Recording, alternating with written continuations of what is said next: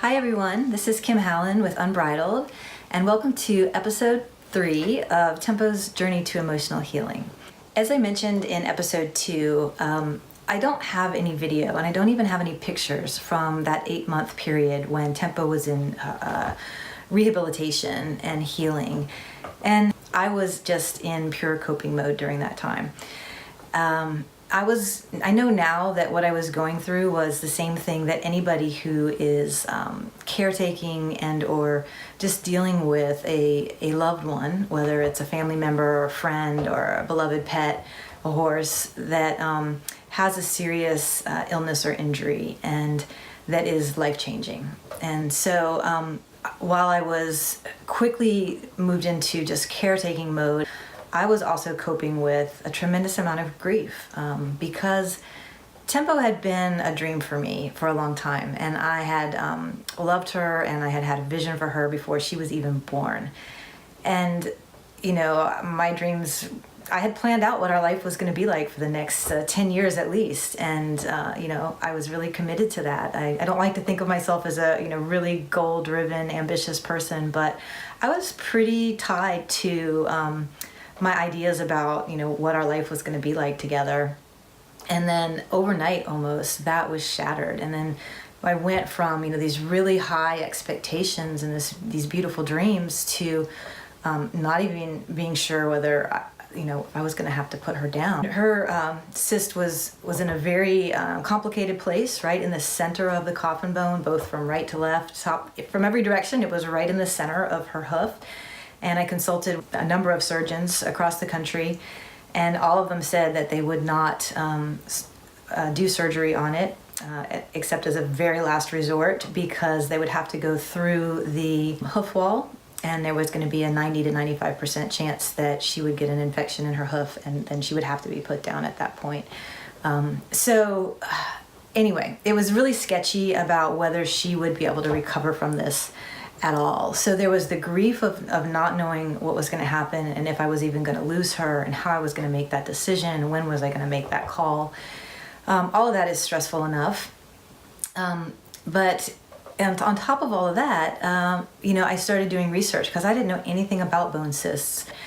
And, the more I did research, the more I learned that, it's possible that had to do with, it's common in horses young horses that grow very fast. And so, of course, that led me to, how I had been feeding her, had I done things right, I'd followed my vet's advice. But again, this was my first time raising a foal.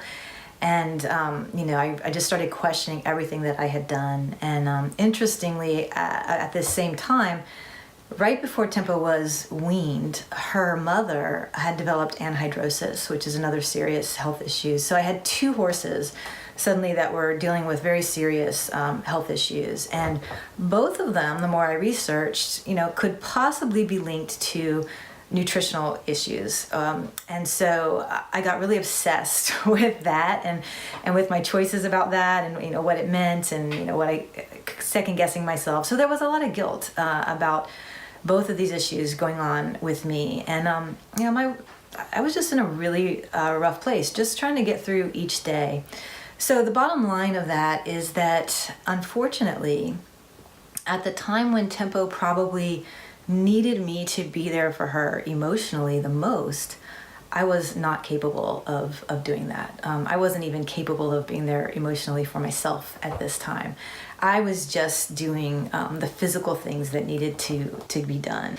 So in episode 1, you were introduced to some of the behaviors and aggressive issues that Tempo was exhibiting after she had finished her physical healing from her coffin bone cyst and was still dealing with the serious side effects, the emotional trauma she'd received from that rehabilitation.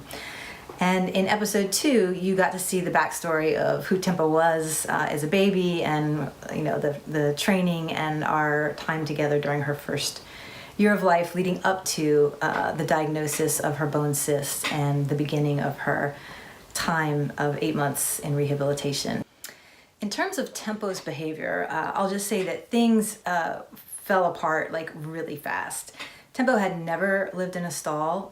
She'd never been confined for her whole life. My horses, they have night paddocks, but they're much bigger than a stall, and they can have a run in, and they can be outside too, and they're always, with one another. So it was a really changed lifestyle for her, and she had never been confined like that. And so, within just a few minutes of putting her in the stall, she was a high level of anxiety and distress, and it never really got better from there. And interestingly, what I'm going to be telling you about in the next couple of episodes and showing you is that I learned how to help a horse learn how to relax. Okay, so most training and everything I'd been taught about training was about getting horses to do things, right? And you wanted to do it in a relaxed way, but most horses were, you could at least start from a place of relaxation if you didn't get them amped up to begin with. And then you could hopefully keep relaxation as you moved into training activities. Well, but what do you do if you have a horse that is starting at, this high level of anxiety, and you can't do any of the normal things?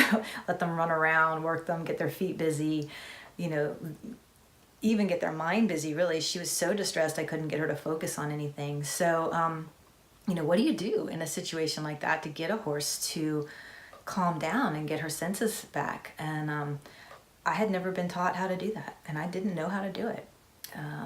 She was in a lot of pain, so I tried, obviously wanted to manage her pain, but the truth was that when her pain was reduced, she was more distressed and more active physically. And like I mentioned, she would kick down the stall walls.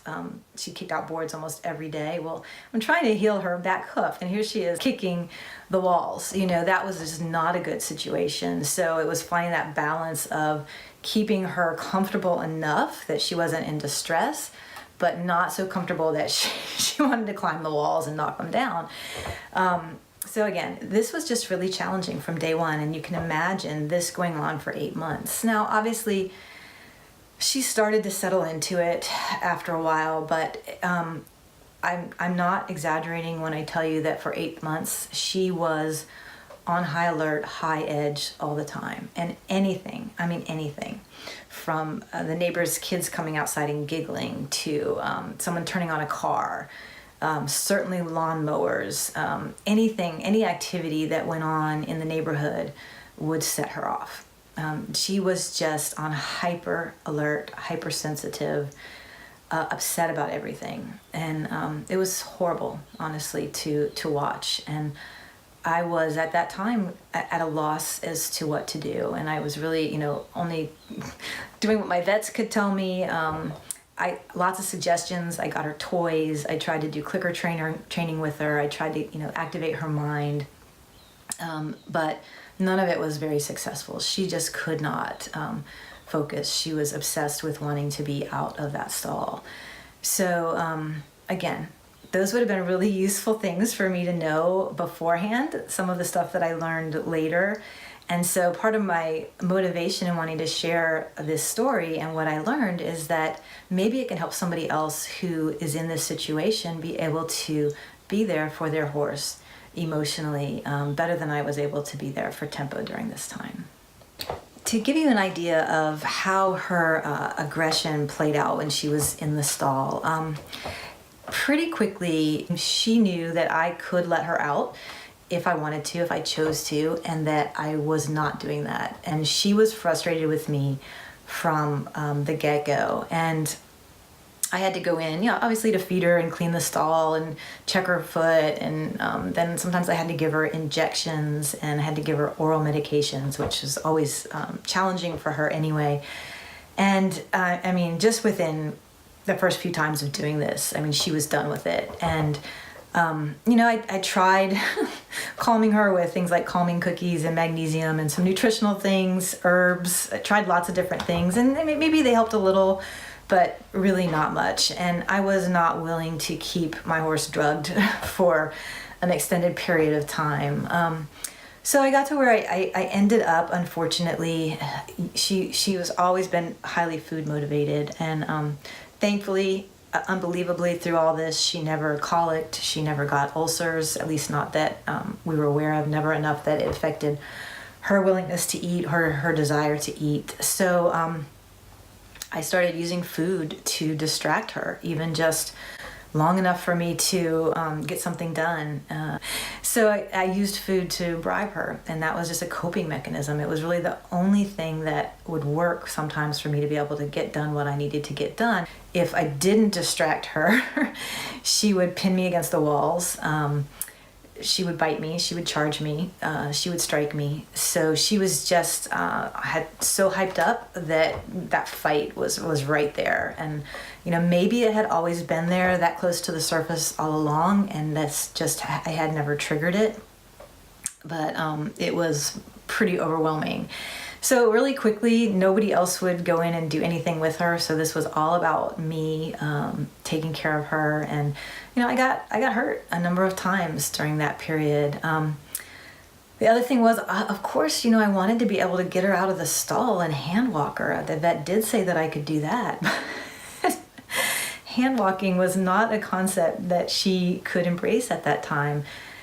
If I got her out the door, it was like she was at the end of the rope, spinning, rearing, and when I wouldn't let go of the rope, she would charge me and strike me. She would actually attack me. She knew that the reason she couldn't get away was because I was holding her there. The bottom line is that Tempo didn't handle those 8 months very well, and I didn't handle them very well either. And if I had it all to do over again, there's lots that I would do differently, but I've come to a place that I can forgive myself because I was doing the best that I could at the time. And that's all any of us can do. And the good news is that we got through it. And the even better news is that Tempo did heal. She beat the odds. And, that it was interesting because, I don't know, maybe at about 4 to 5 months in, she seemed so much better. And although the x-rays still showed that the bone cyst had not healed yet, she was much, much more comfortable. And, my vet and I agreed that I could try to let her be in a small paddock instead of just in the stall. Well, that was a disaster. She ran around like a crazy woman for a long time, and before I could catch her again and get her back inside. And unfortunately, she exacerbated the bone cyst, and we kind of had to start over again after that, which was devastating. And at that point, I was really feeling like we were probably never going to get her to a place where she was going to be fully healed. But fast forward a few more months, and her body was amazing, a young body. She did heal. And eventually I was able to turn her back out again. And I had convinced myself that when I was able to turn her back out and she could go back to being a horse again and be with her family, her horse family, that the aggression would subside. That did not happen. And in fact, in many ways it got worse. She became as protective of her pasture, any pasture or paddock that she was in, as she had been about the stall when a human went in there. And people could not even go up to the fence if she was in the pasture. She would charge the fence. The interesting thing was, it was never hard to catch her. If a person came in, she would come right to them. She was, again, and this is really interesting. So I don't know if it is a combination of the fact that, with clicker training, everything was so positive for her for that first year that she always wanted to be with people. Even in the worst of everything, she would always approach people and come to us. And then the emotional response would get triggered once she was in proximity with us. So it was a really strange dynamic. And I talked to a lot of trainers, I talked to lots of people about it, and it was just such an odd dynamic that she would be the one that would initiate interaction, and then it would get really hostile really fast. So I was still like at a loss. She's healed physically, I'm happy, but everything about our relationship has fallen apart. And in fact, I had a number of people, she charged my vet down from across the field one time. The farrier the trimmer that I had at the time, it was, nobody wanted to handle her, let me put it that way. It was no fun at all to interact with her. So here I was. None of the training that I'd had, none of my skills as a trainer could cope with it. I could manage her behavior, but the only way I could manage it was with carrying a stick with me or a crop with me. There was even one time, just to tell you a little bit about how interesting her dynamic was, I was needing to protect my space. And I needed to come to the fence to do something, and she was at the fence, like waiting, and I knew she was going to be aggressive when I got there. So there's, if you know natural horsemanship, the savvy string. I had a string, rope, a small rope, and so I started doing it like a propeller, that creates a whizzing sound and a lot of motion. I was doing that and coming toward the fence, and she, her head was up and she was looking at it. And I thought, okay, she's going to back up. And I got closer and closer, and I was doing it pretty hard. And she was standing just out of reach of it. And I watched her, and I was doing this, and her head was going, yeah, okay. I could see her sizing it up. And I was like, maybe if I do it faster, she'll back up. And she just started looking at it, and she just went, and she struck it, and she caught it mid-flight. And here I was. And she just looked at me like, now what are you going to do? It was at that point that I knew pressuring her, trying to dominate her, trying to do anything like that was not going to work. She was not going to back down. And I'm not someone who's going to beat a horse. And many people told me that I should, honestly, at that time. They told me that I needed to before she killed someone. But, all through all of this, I knew that Tempo was not an aggressive horse at nature. You saw the videos of her when she was a baby. So I knew that this was a learned behavior, a coping mechanism, a stress response. And so I couldn't hate her for it. I couldn't punish her for it. I couldn't, send her to a cowboy who was going to break her spirit. I couldn't do any of those things. And so I started searching for other ways. And luckily I found eventually a group that is called Zen Horsemanship. And my friend Dolores is the one who, I think we were connected on another list, and I was talking about this, the issues I was having with my horse, and she invited me to come to this list that she had created on Yahoo Groups that was called Zen Horsemanship. And this was a group of people who were starting to learn how to modify a process called constructive approach training. And this, or CAT, C-A-T.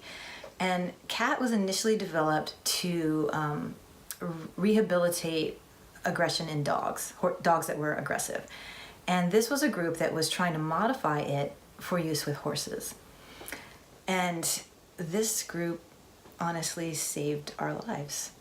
It was incredible. And so I'm going to be telling you in the next video and showing you what I learned from them about how to start to rehabilitate a horse that is aggressive.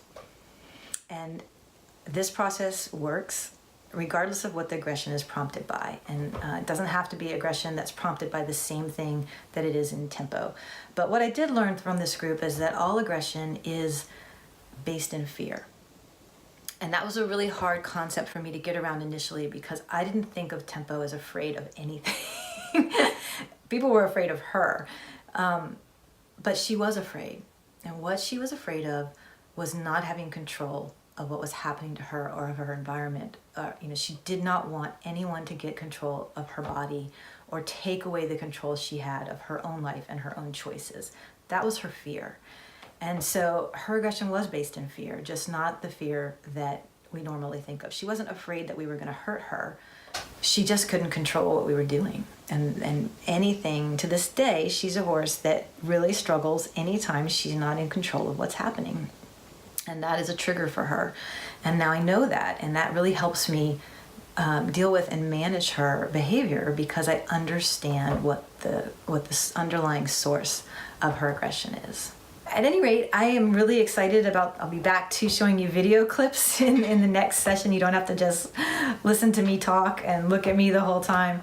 So that'll be fun. But thank you for listening to this one. It just wanted to tell you my thoughts and reflections on that time and what some of the challenges were for me, as well as for Tempo during the 8 months of rehabilitation.